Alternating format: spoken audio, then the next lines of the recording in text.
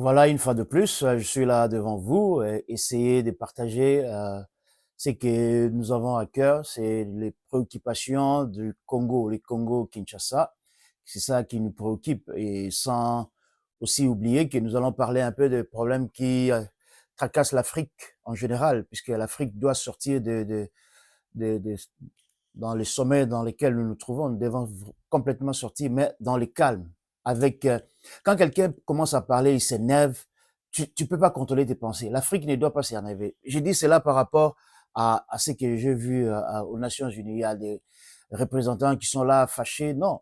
Si un homme est organisé dans sa maison, les voleurs ne vont pas arriver. Si un homme est organisé dans sa maison, les voleurs ne vont pas entrer. Et l'Afrique a laissé les portes ouvertes à beaucoup. Et c'est pourquoi il y a eu des gens qui ont pris avantage de nous. Dieu merci, j'espère que nous allons nous réveiller. Mais avant d'entrer dans les détails de ce que je vais partager avec vous, je vais commencer comme toujours dans la prière. Dieu des armées, nous te bénissons parce que tu es puissant. Tu es puissant, Seigneur Dieu, dans tout ce que tu fais. Tu es puissant, Seigneur Dieu, dans ton amour. Tu es puissant, Seigneur notre Dieu, quand tu nous parles. Tu es puissant, Seigneur Dieu, quand tu corriges. Éternel, merci encore pour cette opportunité que tu nous donnes, pour, Seigneur Dieu, échanger, Seigneur Dieu, les idées et pour éliminer, Seigneur Dieu, notre peuple, le peuple du continent et le peuple du Congo en particulier.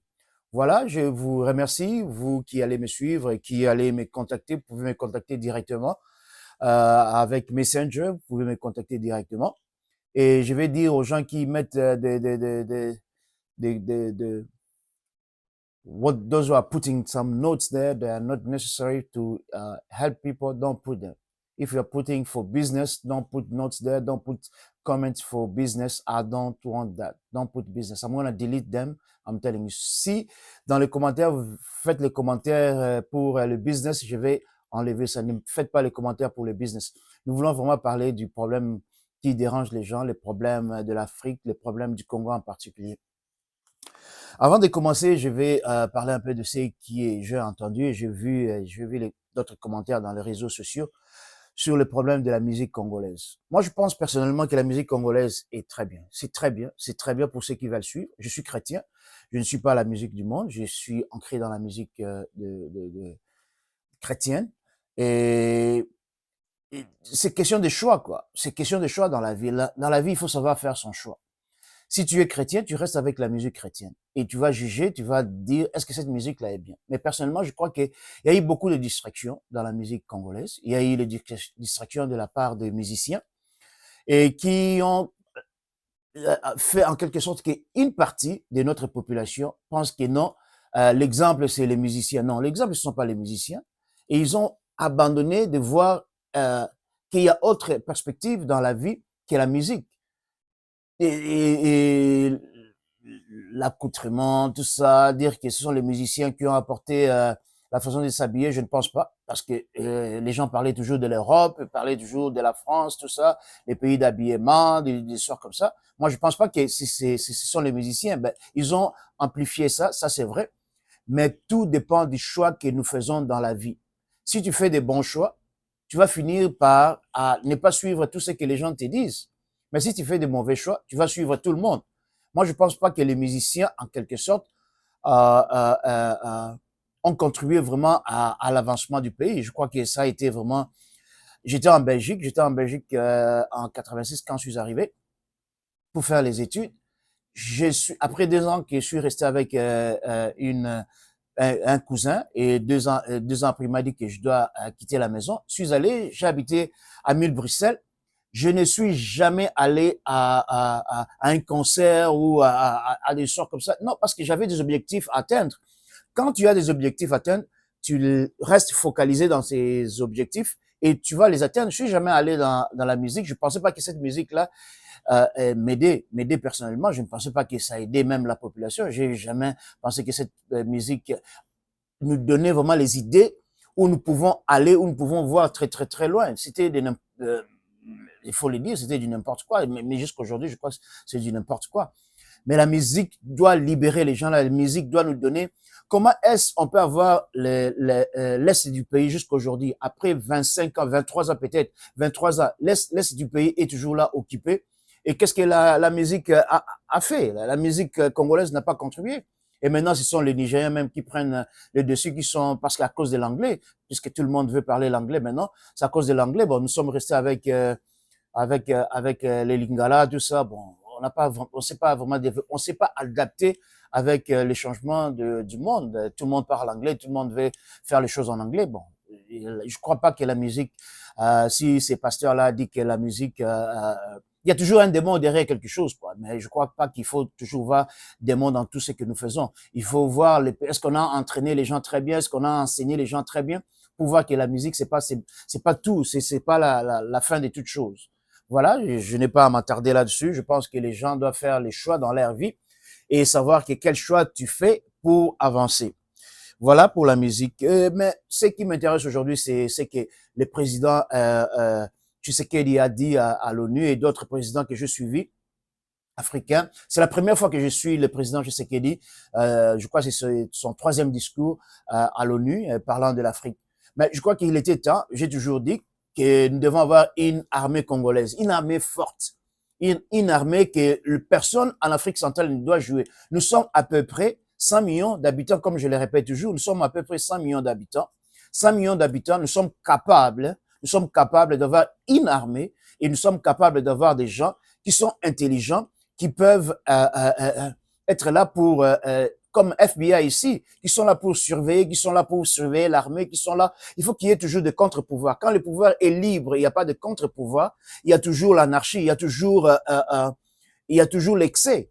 La personne va vouloir toujours prendre le dessus. Donc l'Afrique a des gens intelligents. Et je suis venu aujourd'hui avec quelques livres que je vais vous montrer que nous avons des gens intelligents par la musique au Congo. Il y a toujours des gens intelligents qui veulent, qui sont toujours là. Peut-être on n'en parle pas et que nous allons commencer à exposer les gens qui écrivent, les gens qui réfléchissent, les gens qui veulent faire les choses, qui sont des entrepreneurs. On doit les appeler, on doit voir ce qu'ils sont en train de faire différemment des autres personnes qui sont au Congo. Voilà, j'ai toujours dit que je ne parle pas comme si je ne sais pas où je vais. Il y a toujours roadmap, comme on dit en anglais. Tu dois toujours avoir roadmap. Roadmap, ça veut dire tu vas de point A à point B, du point C, des choses comme ça. Il faut avoir toujours qu'est-ce que je vais faire après, qu'est-ce que je dois faire après. C'est ce que j'appelle roadmap. Eh ben, roadmap, c'est renseigner, c'est lire. Ben, l'histoire du Congo, vous pouvez toujours voir ces messieurs-là, c'est vraiment très, très bien. King Leopold, Ghost, comment est-ce qu'on a été exploité, comment est-ce qu'on nous a exploité. C'est toujours bien, j'ai lu ça à deux reprises moi-même, c'est très bien. Vous pouvez voir ça. J'avais aussi lu Congo, The Epic of a People, The Epic of People, voilà. Ce sont des livres que je suis en train de lire. Et pour nos propres frères, j'ai vu Eric Kibisingo. Je suis allé et j'ai vu l'échiquier congolais qui est là. Il y a Papa Ngimbi qui a écrit des livres. Il y a Évêque Edjuba que je suis en train de lire aussi. Les clés du succès avec pasteur Évêque Edjuba qui est là. Donc, nous avons des gens intelligents qui sont en train d'écrire, qui sont en train de donner des idées, à part la musique. Mais nous, à part la musique, nous voulons pas souvent, nous ne voulons pas lire. Nous ne voulons pas lire, nous voulons seulement qu'on puisse nous parler. Nous voulons voir les choses. Nous voulons pas. Elon Musk, pour devenir riche, et on dit qu'il peut lire même en semaine beaucoup de livres. Il peut lire je ne sais pas combien de livres, j'ai pas encore fait de recherche là-dessus, mais il paraît que toute sa vie, il passe son temps à lire. Tu dois lire pour connaître, tu dois lire pour savoir how to come out of a situation, comment sortir d'une situation, je m'excuse, je vais rester en français, comment sortir d'une situation, comment tu dois sortir de cette situation dans laquelle tu veux sortir de cette situation-là, tu dois savoir, tu dois avoir l'intelligence, tu dois avoir la sagesse. À part les conseillers que tu peux avoir, les amis que tu peux avoir qui peuvent t'aider à aller de l'avant, tu dois lire beaucoup, tu dois avoir de la connaissance. Ben, c'est un peu ça ce que nous voulons accomplir. J'ai vu dans ce que le président a parlé, le président Tshisekedi a parlé à l'ONU, la chose la plus importante, c'est finir cette histoire avec MONUSCO, comme on appelle MONUSCO, comme on appelle United Nations Organization Stabilization Missions, on appelle ça MONUSCO, comme je le vois. Mais cette organisation est là, établie au Congo depuis 2010. Vous vous rendez compte, depuis 2010, ils sont là au Congo et il y a l'Est n'est même pas stable. J'aime l'Est. Quand je dis j'aime l'Est, c'est parce que j'ai été à Bukavu. J'ai passé du temps à Bukavu. Mon père travaillait là-bas. J'étais à Beni. J'aime bien ces coins-là. Mais on ne peut pas continuer à voir les rebelles venir, tout ça, déstabiliser. Non, le Congo doit être stable. Le Congo doit être stable. Nous ne devons pas voir les tribus, nous ne devons pas voir les ethnies, nous ne devons pas voir celui-là parle quelle langue, celui-là parle le Tsholuba, il parle le Congo, Swahili, Lingala, tout ça, tout ça. Non. Oh, celui-là parle le français, oh, l'anglais. Non. Nous devons voir la personne qui est devant nous. Nous voulons un Congo. Si nous sommes devenus ce que nous sommes aujourd'hui, c'est parce que nous ne sommes pas unis. Le Congo n'est pas uni. Le Congo doit être uni derrière le président Tshisekedi. Ce type, après 3 ans de pouvoir, nous regardons, nous jugeons, nous voyons un peu ce qu'il est en train de faire et comment est-ce qu'il approche le pouvoir. Il est calme de la façon dont il parle, il est calme de la façon dont il approche le pouvoir. J'espère que c'est bien pour le pays. Quand je dois donner des éloges, c'est pas parce que je suis membre d'un parti politique. Je suis pas membre d'un parti politique. Je serai jamais membre d'un parti politique. Je ferai jamais de la politique parce que je pense pas que c'est pour un homme de Dieu que je suis. Je pense pas que c'est bien pour moi. Mais le temps était arrivé pour qu'on puisse parler un peu de notre pays. On peut pas laisser toujours les choses comme nous les voyons toujours. On doit parler. On doit aider les pays. On doit aider les pays parce que ça doit être dans notre cœur en tant que serviteur de Dieu de dire quelque chose sur la situation dans laquelle tu es confronté. Tu es confronté devant le péril de notre peuple, le péril de notre continent, le péril de notre Congo. Tu dois parler, tu peux pas rester calmement comme ça. Tu dois prier aussi pour le Congo, mais tu dois parler, tu dois agir, tu dois donner les idées. Nous devons tous donner les idées, nous devons tous dire non, non, non. Assez, c'est assez. On doit voir autre chose, on doit faire autre chose, on doit éduquer la population. Moi, je dis et je le répète, nous avons besoin d'une armée forte. Nous sommes une population d'environ 100 millions. 100 millions. Pourquoi on ne peut pas avoir une armée très, très solide?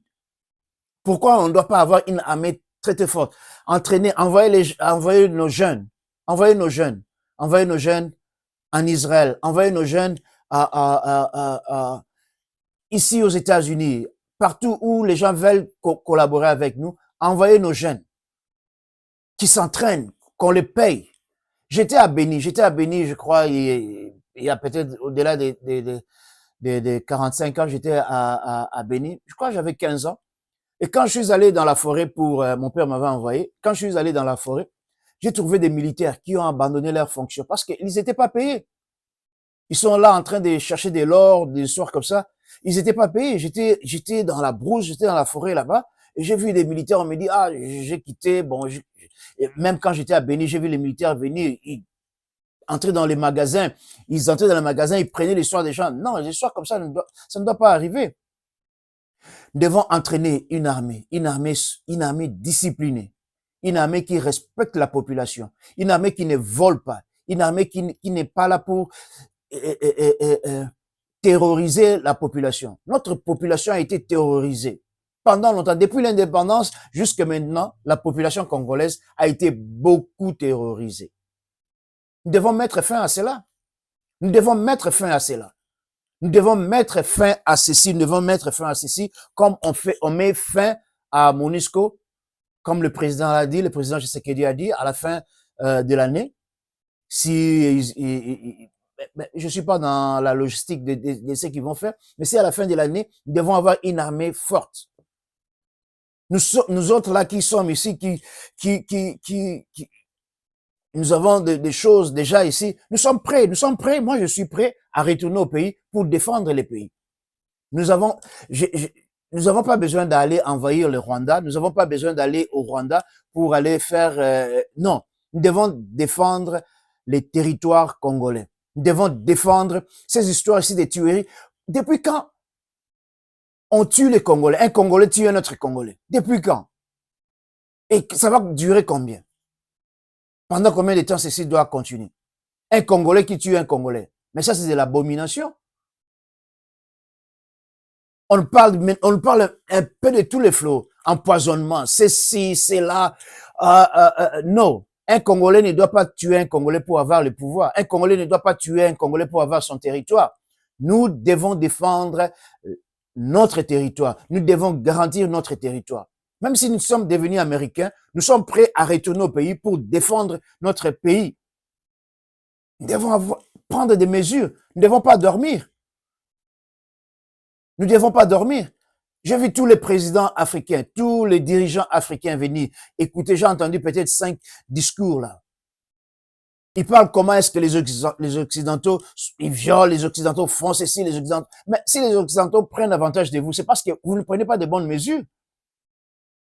Si les Occidentaux viennent et ils prennent avantage de vous, ce ne sont pas tous les hommes politiques là, ce sont des hommes corrompus, occidentaux corrompus, mais derrière eux, ce sont les compagnies qui leur donnent l'argent, qui disent il faut aller là-bas. Si les Rwandais peuvent venir aujourd'hui au Congo, c'est à cause des Américains, des gens qui sont derrière, à cause de nos minéraux. Parce qu'ils ne sont pas aussi organisés. Moi, je vais dire aux Congolais aujourd'hui, si vous m'écoutez, si vous voulez que notre pays aille de l'avant, je dis, soyez derrière le président Tshisekedi. C'est pas parce que j'aime l'homme, c'est pas parce qu'il est Moulouba, non. Soyez derrière les types. Je n'ai jamais vu, j'ai presque, dans 3 ans, j'aurai 60 ans. Je n'ai jamais vu dans ma vie un président qui travaille pour son pays comme ce type-ci. Il travaille, il est là, il parle calmement, il faut voir son discours, il faut suivre son discours à l'ONU calmement. Il dit non. Vous n'avez rien fait, il n'y a pas la stabilité à l'est du Congo.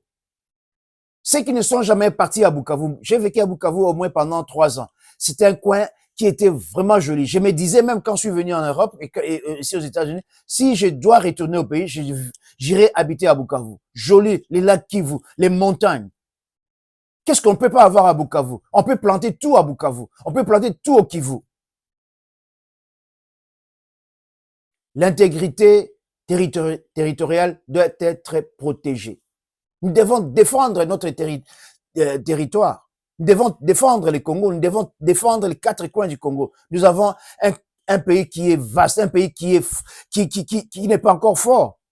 Nous devons transformer ces pays. Ce pays-là doit devenir un pays très, très fort pour défendre les Congolais. Pour défendre les Congolais. Je demande aussi aux hommes politiques, soutenez le président Tshisekedi. Cessez les divisions. Nous ne devons pas avoir les divisions. Il a un mandat qui va se terminer et un autre mandat. Nous devons accorder à ce type un autre mandat. Jusqu'à ce qu'il y ait une stabilité complète dans le pays. Jusqu'à ce que la prochaine élection, il ne va pas se présenter. 2 mandats, tu es dehors, bye bye. Mais au moins il mérite de continuer ce qu'il a commencé. Je demande à notre Sénat, je demande à la Chambre basse de participer, d'aider la population. Et ceux qui sont là pendant longtemps, qui ne veulent pas aider la population, quittez, ne restez pas au pouvoir. Vous devez quitter. Vous ne faites pas du bien aux Congolais, vous ne faites pas du bien au peuple congolais, vous ne faites pas du bien aux Kinois, vous faites à Kinshasa même, il y a au moins 10 millions d'habitants. 10 millions d'habitants à Kinshasa. Ça, c'est le nombre de la population de la Belgique. 10 millions d'habitants à Kinshasa même. Vous vous rendez compte? Vous vous rendez compte? Et si nous continuons toujours à être au pouvoir et vous ne faites rien, vous ne faites rien. Vous êtes au pouvoir et vous êtes là pour vous-même et pour vos familles. Non, quittez le pouvoir. La population ne doit plus rester en train de dormir. La population ne doit plus rester en train de dormir. La population doit se réveiller. La population doit prendre son avancement et dire non, assez, c'est assez. Assez, c'est assez. Assez, c'est assez. Assez, c'est assez. Il y a Napoléon Bonaparte qui a dit quelque chose et qui vient toujours dans ma tête. Quand tu es là, tu es en train, tu n'as pas la gloire, tu n'as rien, tu es en train de mourir. Hmm? Tu es en train de mourir chaque jour. Je ne code pas, je suis en train d'expliquer. Tu es en train de mourir, tu n'as pas la gloire, tu n'as rien, tu es vaincu. Notre population ne doit pas être une population qui est vaincue. Les Congolais qui est là, qui aiment bien parler, qui aiment bien la sape. Mais faites la sape de notre pays. Les pays doivent être bien organisés, bien structurés, qu'il y ait des autoroutes, qu'il y ait le chemin de fer, qu'il y ait une armée forte, qu'il y ait des hommes d'affaires qui sont intelligents, qui sont là pour la population, des hommes d'affaires qui sont calmes, qui ne sont pas agités, qui ne sont pas des voleurs, qui ne sont pas là pour terroriser la population. C'est pas parce que tu deviens ministre, tu dois terroriser maintenant, tu deviens général, tu dois terroriser maintenant toute la population. Non, non, non.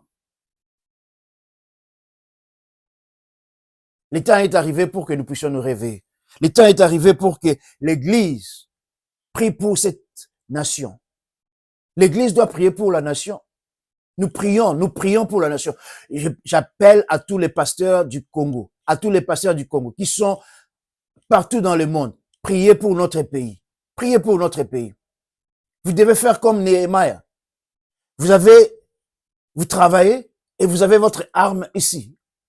Une main, vous travaillez, une autre arme. Vous êtes prêt à défendre le pays. L'imitation, la tricherie, tout ça. Non. Le Saint-Esprit doit nous éclaircir. Le Saint-Esprit doit nous montrer ce que nous devons faire.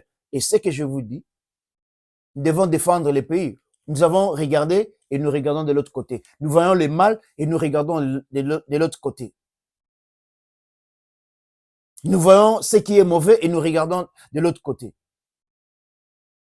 Nous devons dénoncer les mal. Nous devons dénoncer. Nous devons connaître nos ennemis. Nous savons, non. Ceux qui continuent à terroriser la population au Kivu, ça doit finir, ça doit finir. On doit mettre fin à ceci. Notre population au Kivu a souffert pendant longtemps. Il est temps pour que nous puissions stabiliser notre pays. Ces coins de notre pays doivent être stabilisés. Appelez-nous, nous viendrons. Recrutez-nous, nous viendrons. Nous viendrons défendre la population. Nous allons venir, nous allons prendre les armes, nous irons là-bas au Kivu, nous allons défendre. Appelez-nous, organisez. Si ça prend du temps, organisez. Une formation militaire ne doit même pas prendre beaucoup de temps. Savoir comment tirer, ça ne doit pas prendre beaucoup de temps. Ça ne doit pas prendre beaucoup de temps. 6 mois de formation, c'est déjà suffisant. 3 mois de formation même, c'est déjà suffisant. Jusqu'à quand la population du Kivu doit être terrorisée? Jusqu'à quand? Jusqu'à quand? Maintenant, nous voulons que l'ONU parte, la MONUSCO parte. Nous devons avoir une armée solide, une armée organisée, une armée bien payée, une armée surtout, on prend ces jeunes-là, on leur dit. On doit chercher aussi des gens intellectuels qui sont là pour surveiller dans les pays. Les gens intellectuels qui sont là pour voir d'où proviennent les menaces, d'où proviennent les menaces, des histoires comme ça. Nous devons avoir cela. Nous devons avoir cela. Nous avons fait beaucoup de discours. Nous avons entendu beaucoup de prédications. Nous avons entendu beaucoup de choses. Des discours sur discours. Depuis le temps de Mobutu jusqu'à maintenant. Les discours. Mais nous avons besoin maintenant qu'il y ait de l'action. Qu'il y ait de l'action. Dans le calme. Il ne faut pas être agité. Il ne faut pas être agité. Il ne faut pas être agité. Dans le calme, mais nous prenons des décisions fermes. Dans le calme, mais nous prenons des décisions pour le bien-être du pays. Il ne faut pas se fâcher. J'étais à Bruxelles quand je faisais mes études. J'ai vu des jeunes qui sont venus de Guadeloupe, ils avaient la bourse. J'étais pas fâché. J'ai prié mon Dieu, j'ai dit, mon Dieu, aide-moi, je vais continuer aussi mes études. J'ai terminé mes études à Bruxelles, j'avais pas la bourse. Et je suis venu aussi aux États-Unis à cause du pasteur Kadima, qui est venu ici et qui m'a approché. Dieu fera toujours des connexions pour que tu avances dans ta vie. Dieu fera toujours des connexions pour que tu avances dans ta vie. Il va pas te laisser si tu fais appel à lui. Comme Néhémie a fait l'appel à lui. Moi, je fais appel aujourd'hui aux hommes politiques. Si tu as fait la politique pendant longtemps au Congo, ne te représente plus aux élections prochaines. Cesse. Stop ta campagne. Va chercher d'autres travail. Apprends un peu qu'est-ce que le business, qu'est-ce que le management, comment vivre, fais autre chose. Ne fais pas seulement de la politique. On doit faire de la politique pour devenir riche, on doit faire de la politique pour devenir un businessman. Nonsense. Completely nonsense. Complètement nonsense. Ça, c'est le moment-là, quand on devient politicien, allez, on prend sa petite famille là, on les met à gauche, à droite pour gérer quelqu'un qui n'a ni notion de l'économie, ni notion de marketing, ni notion de protéger les intérêts du pays. Il vient là, et parce que toi, tu es devenu ministre, tu vas prendre quelqu'un au village là-bas, ou je ne sais pas où, pour qu'il devienne les gérants de l'argent que tu es en train de voler. Moi, je dis même au président Tshisekedi, et je dis même aux juges qui sont là, si quelqu'un vole pour la première fois, oui, pardonnez-les. Mais si quelqu'un vole pour la deuxième fois, il faut le mettre au tribunal à vie. Et s'il faut même les tuer, il faut les tuer. Pourquoi pas les tuer? Il faut les tuer parce qu'il est en train de voler et il est en train de sacrifier le pays. Si quelqu'un vole, il est en train de sacrifier le pays. Il est en train de sacrifier les générations congolaises. Si quelqu'un vole, c'est qu'il n'a pas compris. Pardonnez la première fois. La deuxième fois, il ne faut pas le pardonner. Il faut le mettre en prison à vie ou le tuer si il a volé beaucoup d'argent. Il faut le tuer carrément. Sympathie, des histoires comme ça. Non, non, non, non, non. Enough is enough, comme on dit en anglais. Enough is enough. Enough is enough. Le temps de se réveiller, c'est maintenant. Le temps de prendre notre destinée en main, c'est maintenant. Le temps d'agir pour voir la population sortir de la pauvreté, c'est maintenant. Nous crions que nous sommes toujours, et je vis ça à l'ONU, on crie toujours, on est, le continent africain, c'est un scandale, c'est un scandale, c'est un scandale, c'est un scandale, sous-sol minéré. Mais la population ne bénéficie pas de ça. Nous avons des contrats bidons, des contrats qui ne profitent même pas à la population. Des contrats qui ne bénéficient pas à la population du tout. La population est complètement en dehors de tout ce que la richesse nous donne. Le sous-sol du pays nous donne. La population n'est pas là. Toujours un petit groupe, toujours des gens qui sont là en train de piller les pays, les gens qui sont là. J'espère que le président Tshisekedi va mettre fin à ceci. Et c'est ça ma prière. Mettre fin au vol. Mettre fin à tout ce qu'on est en train de gaspiller comme ressources, comme génération future. Je continue à prier pour le pays. Je continuerai à dire qu'il y a des intellectuels qui sont encore là, qui veulent la paix, qui veulent que le pays avance, qui veulent que le pays change de direction, qui veulent que le pays ne soit plus les mêmes, que nous soyons plus les mêmes, que nous soyons plus les mêmes, que nous ne soyons plus les mêmes. Nous devons devenir forts économiquement, nous devons devenir forts militairement, nous devons devenir forts. Nous ne devons pas shy. We don't have to shy. Nous devons devenir forts. Nous devons devenir forts. La population a été terrorisée pendant au moins 60 ans. Il est temps que nous puissions vivre. Que Dieu bénisse le Congo, que Dieu bénisse nos dirigeants et que Dieu nous change la mentalité. Nous devons changer la mentalité. À la prochaine fois, que Dieu vous bénisse. C'est Révérend Claude ici. Envoyez-moi des messages. Envoyez-moi, nous allons partager. Si j'ai dit quelque chose qui a offensé quelqu'un, pardonnez-moi. Mais si j'ai dit la vérité, changez. Changez complètement. Changez complètement. Que Dieu vous bénisse. À la prochaine fois. Bye bye.